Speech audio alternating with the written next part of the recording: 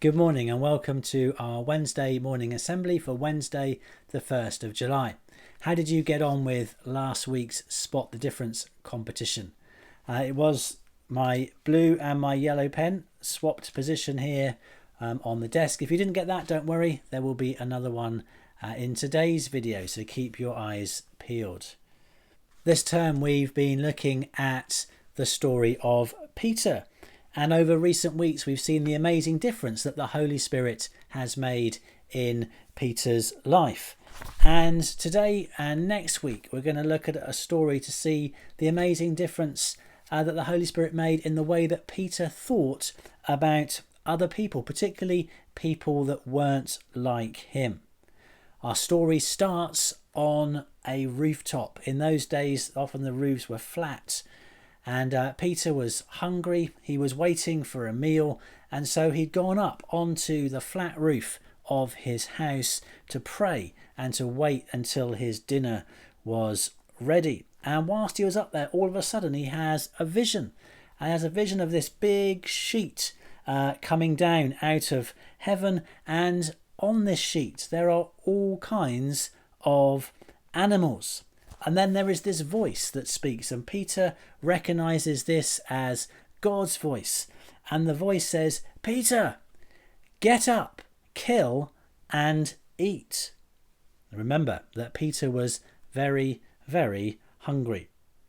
Now, before we go any further in the story, there are some very important background points that we need to be aware of. We need to remember that Peter was Jewish, just like Jesus, and all the other disciples were Jewish.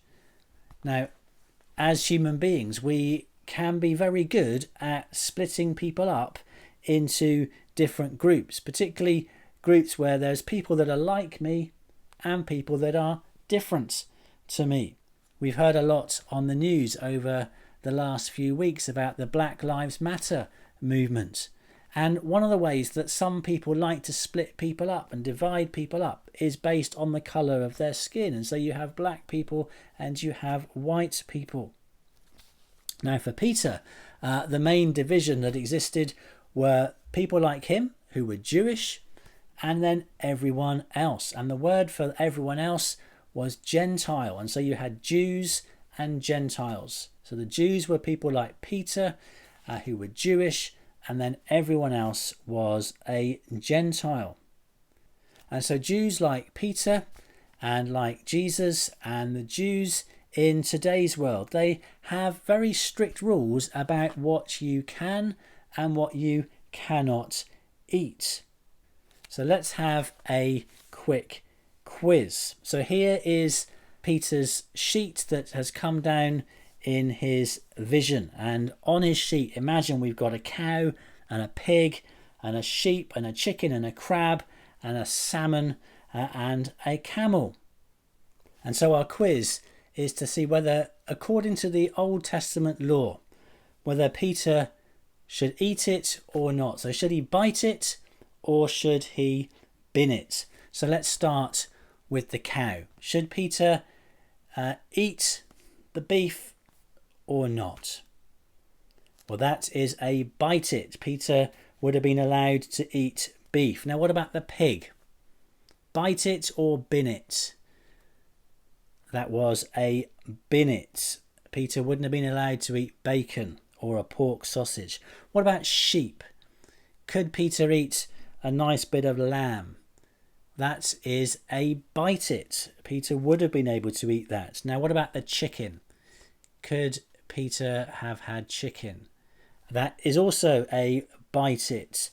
Now, for you seafood fans, some crab. Would Peter have been allowed a crab sandwich? No, that would have been a bin it. Peter would not have been allowed to have a crab sandwich. But what about salmon? That was a bite it. And then what about camel? I know in lots of parts of the world they eat camel. Apparently it tastes a bit like beef. But Peter would not have been allowed to have camel. That would have been a bin it. So there was a mixture of food that Peter was allowed to eat and food that Peter was not allowed to eat. But Peter replies to God, "Surely not. I have never eaten anything unclean." To which the voice responds, "Do not call anything unclean that God has made clean." And this conversation happens 3 times altogether. So the voice telling Peter to get up to kill and to eat, Peter saying no, and then the voice saying, "Do not call anything unclean that God has made clean." Happens 3 times, and then the sheet and the animals on it disappear, which just leaves kind of Peter sat there on his roof, scratching his head, wondering what on earth has just happened. What on earth was that all about? And we're going to find out the answer to that question next Wednesday. If you want to pray with me, I'm going to do that now. So let's pray. Heavenly Father, we thank you that you created everyone and we are all equal to you. Help us to respect other people and to treat them as we would want to be treated, especially those people who are different to us. Amen. So, what did it all mean? Why is this part of one of the most significant stories in the New Testament?